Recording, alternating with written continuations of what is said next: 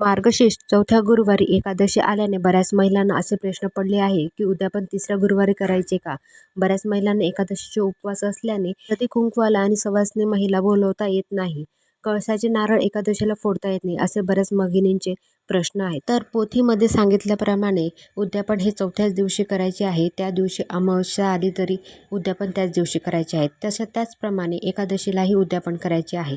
जर तुमचा स्वतःचा उपवास असेल म्हणजे गुरुवारचाही उपवास आणि एकादशीचाही उपवास असेल त्यांनी पौष महिन्याच्या पहिल्या गुरुवारी उद्यापन करावे. तर कुणाला मासिक धर्म किंवा काही कारणाने उद्यापन चौथ्या गुरुवारी करता नाही आले तर त्यांनी पौष महिन्याच्या गुरुवारी उद्यापन करावे.